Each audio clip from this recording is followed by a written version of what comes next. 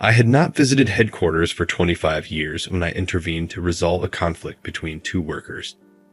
One of the individuals involved, department manager Kenneth, became enraged with me and began to gripe. "Don't belittle me. Why are you here at all, an outsider? You and other worthless country bumpkins are not welcome here." A second later, Mr. Kingsley was standing next to Kenneth, his face red with rage, and he yelled, "What are you saying, Kenneth? Are you even familiar with this man? Hey, Mr. Kingsley, what's causing your distress? I take it that he's merely the new part-time employee." Kenneth's impolite comment caused Mr. Kingsley to sigh deeply, dismissed him, and bowed deeply to me. "Eli is my name. I'm 48 years old, which is when most normal employees in any corporation would be at their best. I visited a phone app development company today. It was a tiny business that produced home video game software while I worked here. I was one of only 2 employees, and we use only our laptops to work on games in a small room.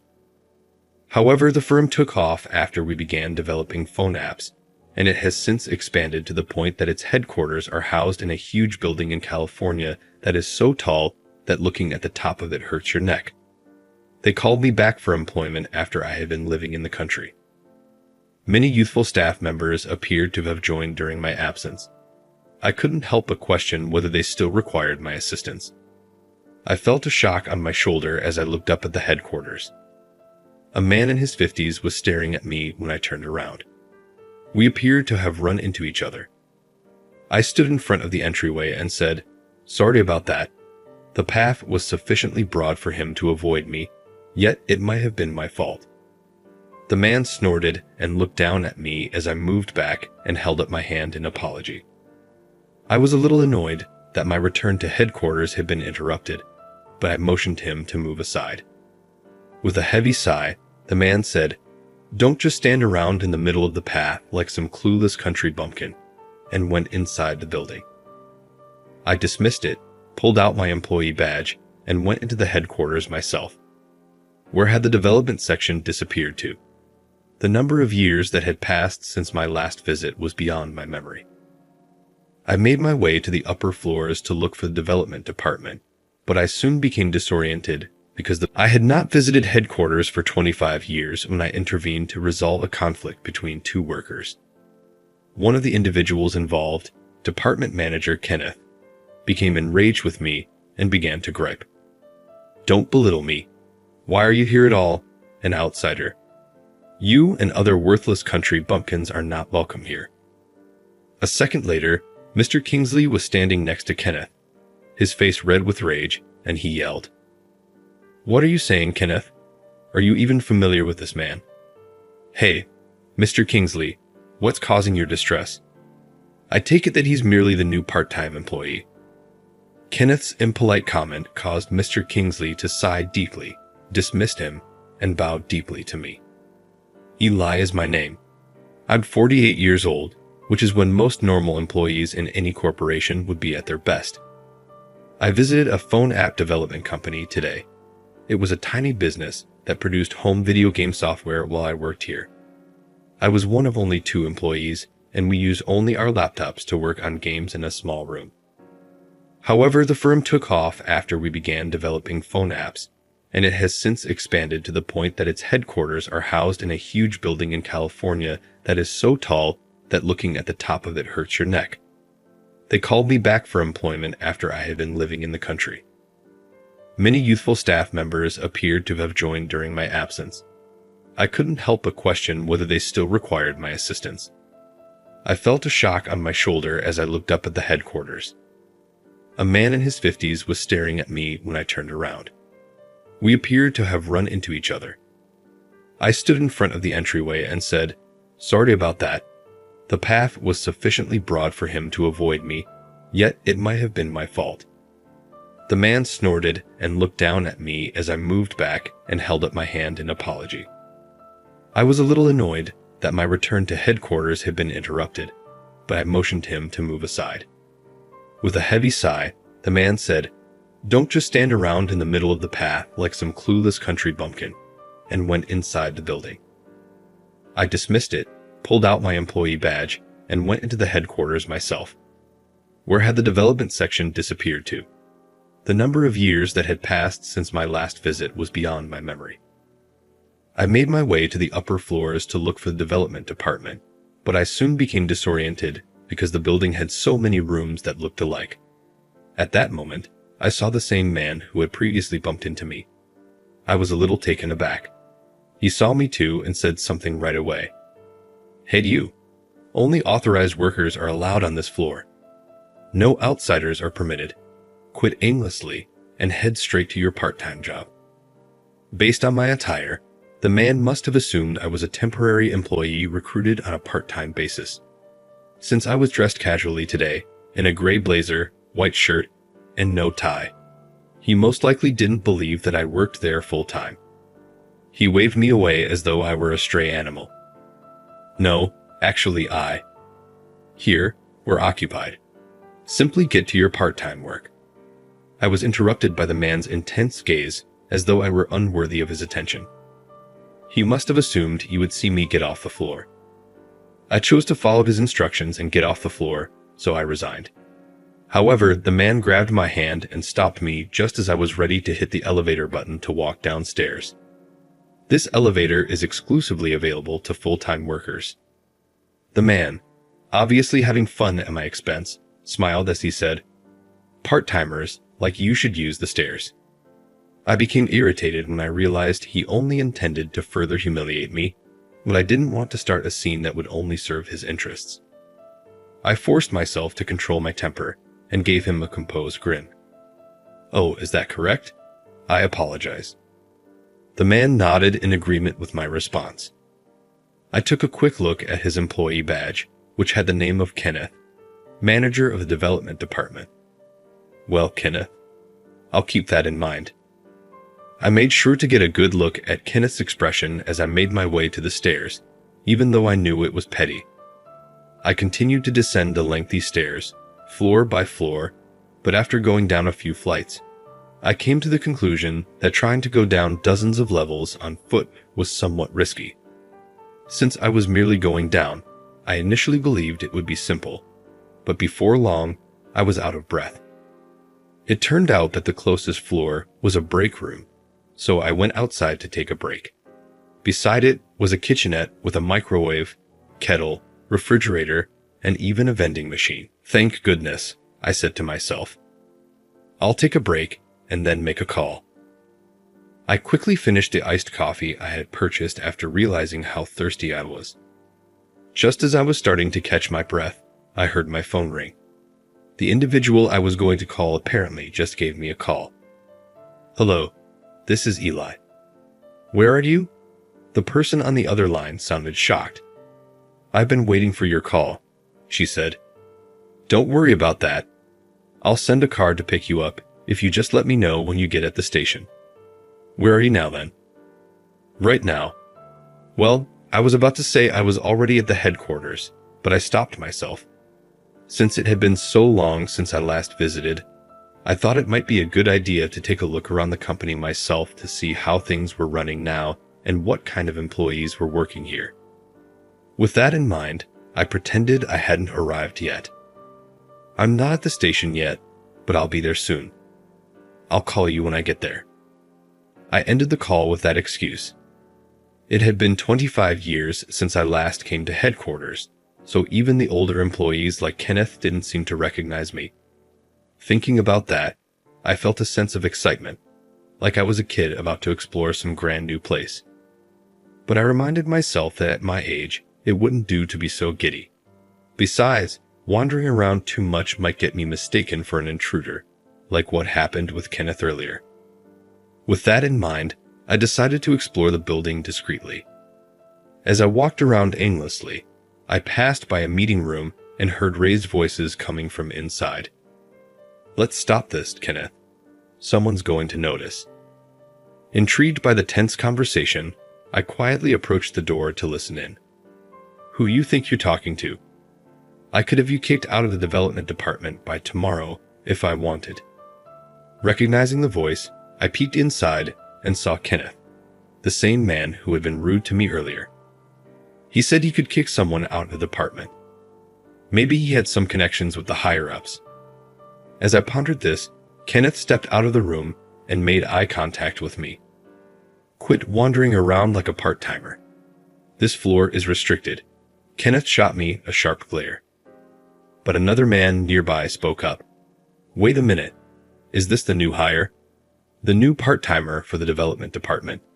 Great. Go get me a coffee. Hurry up.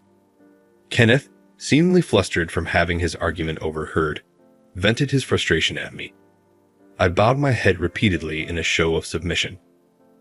My apologies for the interruption. I'll get it right away.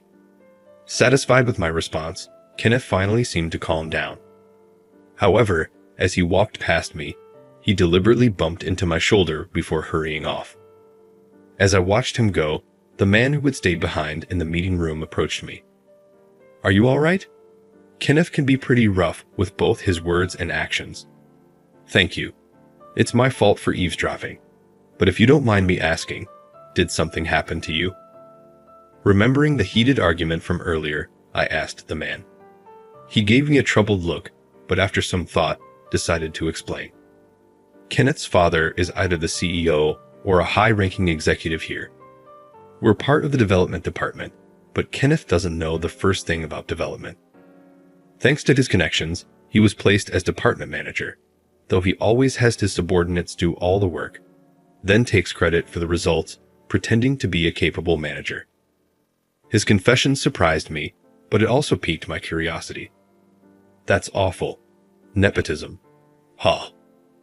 Please keep what I said between us. I understand. I won't tell anyone. But don't you feel frustrated about having your work stolen? Is your work in development really something you take that lightly?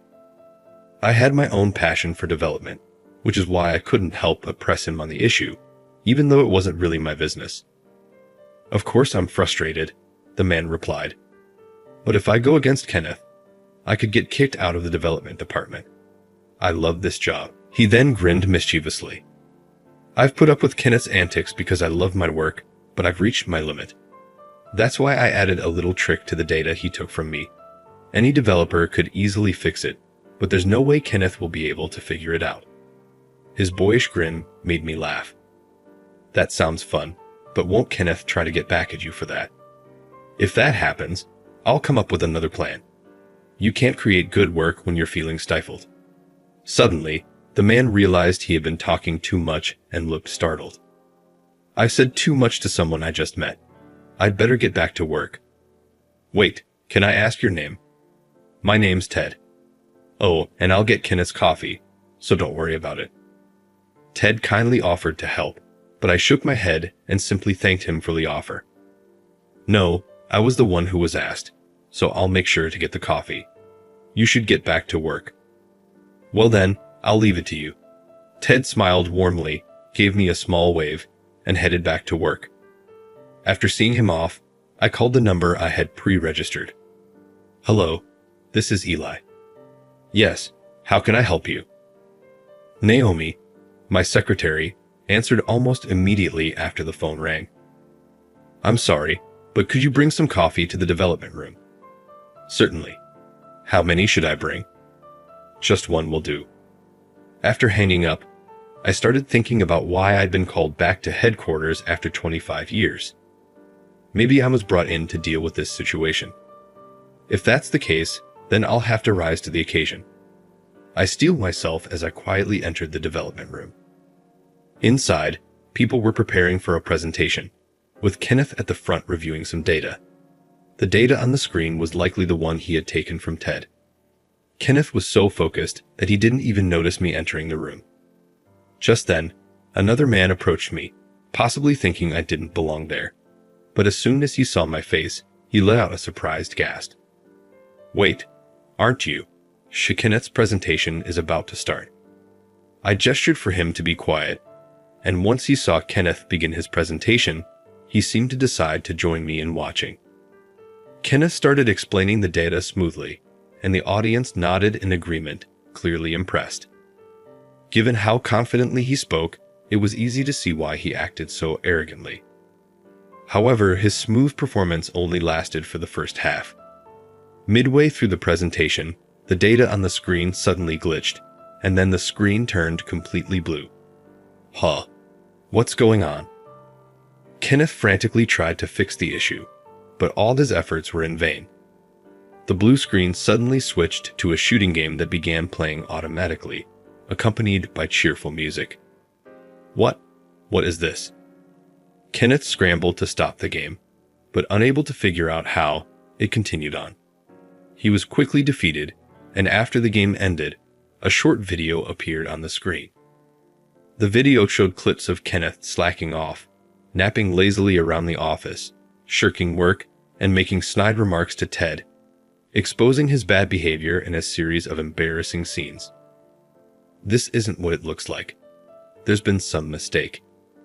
Even though Kenneth was in a panic, he kept trying to fix the data, but no matter how much he pressed random buttons, sweating profusely, nothing improved.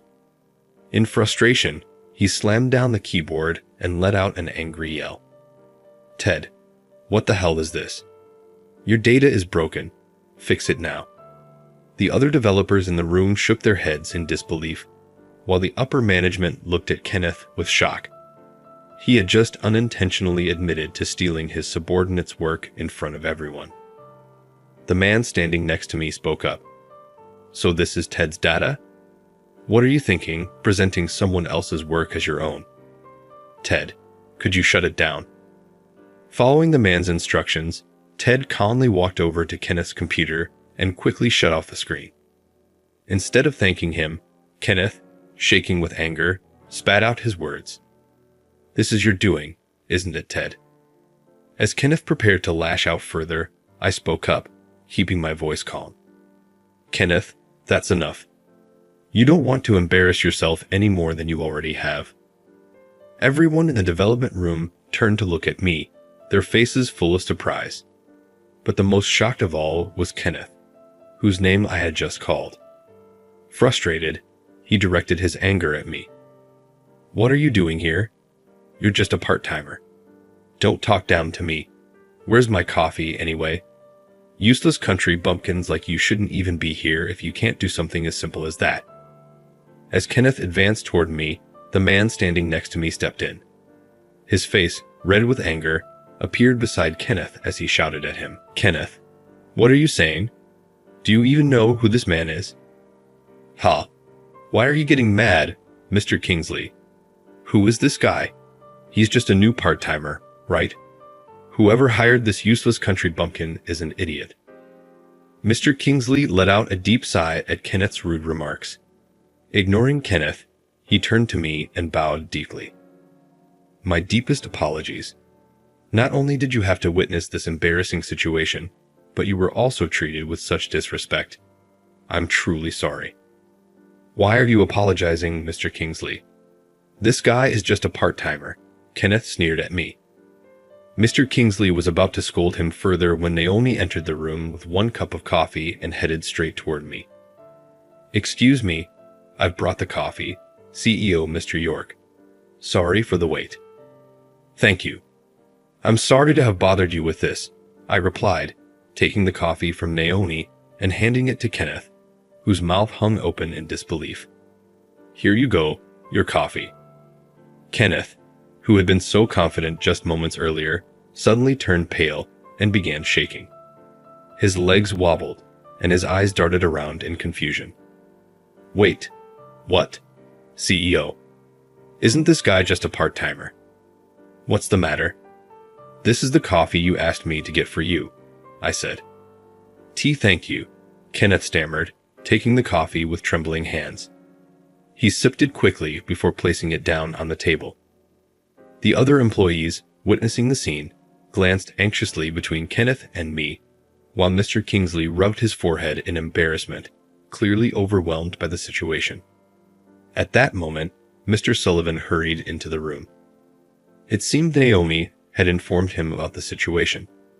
When he saw me, he casually said, Naomi told me, and I was shocked. Why are you already at the office, and what's going on here? In truth, I am the CEO of this company. I'm also Mr. Sullivan's nephew, and though I hold the title of CEO, I hadn't set foot in the headquarters for 25 years. So, it's no wonder the current employees didn't know who I was. The only one who recognized me was Mr. Kingsley, one of the veterans of the company, which is why all this confusion unfolded. I was watching the development presentation, but it seems like there are quite a few issues. So, you figured it out already. That makes things easier. Please, won't you return to headquarters? Mr. Sullivan's request caught me off guard. When I was still a student, I had developed a now extremely popular game with my uncle. With the profits from that game, my uncle founded this company, becoming the president while I took on the role of an advisor, aiming to grow the company together. As times changed, we expanded into phone app development, and the number of employees gradually increased. However, in my pursuit of perfection, I often gave harsh feedback, which created a tense atmosphere within the company. When I was younger, I couldn't handle the stress of not getting things exactly how I wanted, and I even yelled at employees in front of their colleagues. I made them work overtime for days to complete projects, which eventually earned me the nickname the Drill Sergeant. It was my uncle, then the president, who always mediated between me and the employees, diffusing the tension. Seeing the troubled expression on his face, I decided to step back and move to the countryside, leaving the big projects to the company. I focused on developing simple yet quirky games, living off their modest earnings. That was 25 years ago. By the time I looked up at the towering headquarters building earlier today, my uncle had grown this company into what it is now, all on his own. As I stood before the building, I realized that stepping away and letting the company evolve without me had been the right decision. I hadn't expected to be given the title of CEO at some point, though. Snapping out of my nostalgic thoughts, I turned my attention to Kenneth, who was visibly shaken. Kenneth couldn't hide his surprise at the fact that I, whom he thought was just a part-time worker earlier, was actually the CEO of this company. By the way, Kenneth, you mentioned earlier that you could kick Ted out of the development department by tomorrow. What did you mean by that? Oh, that was just a bluff. I thought if I said that, everyone would believe I had connections with upper management and treat me favorably. I see. It's impressive that you could convince people with such a lie. You've got a talent for persuasion. It's a shame you haven't put that skill to better use. I wasn't mocking Kenneth. While his approach was misguided, I was genuinely impressed by his ability to make people believe in his false authority. But upon hearing my words, Kenneth collapsed from his chair, falling to his knees and practically clinging to me as he shouted his apology. I'm so sorry. No, stand up. If you're going to apologize, it should be to Ted, not me. Based on that video, it seems like there's a lot you need to make up for. Kenneth slowly rose to his feet, his eyes red and on the verge of tears, and stood before Ted. Ted, I'm really sorry for everything. I was always jealous of how you, despite being younger than me, kept coming up with innovative ideas. I'm getting older and don't feel like I can learn new things anymore, so I invite your creativity. I'm truly sorry for everything I've done. Kenneth placed his hand over his heart and sincerely apologized to Ted. Watching this scene, Mr. Sullivan looked at me with a thoughtful expression, clearly plotting something. So, how would you resolve this, Mr. York? I get it, Mr. Sullivan. I laughed, then turned to Kenneth, who remained slumped. Kenneth, from now on, I'm going to personally teach you everything about development. And if you're truly sorry, you'll work together with Ted and support him going forward. Wait, I'm not getting fired. It seemed Kenneth had braced himself for the worst, fully expecting to be fired after his rude behavior and Ted's incriminating video. But I don't give up on people that easily. I enjoy teaching people who don't know the joys of development. It's like playing a simulation game where you nurture talent. It's fun, isn't it? So, from now on, Kenneth, I'm going to give you a thorough education. As I smiled, Mr. Kingsley muttered under his breath, You've still got that drill sergeant style. Ha, the drill sergeant. Kenneth, trembling like a newborn fawn, was clearly shaken. The role reversal from his earlier arrogance was almost comical. and Mr. Sullivan couldn't help but chuckle as he tried to wrap things up. Well, he did retreat to the country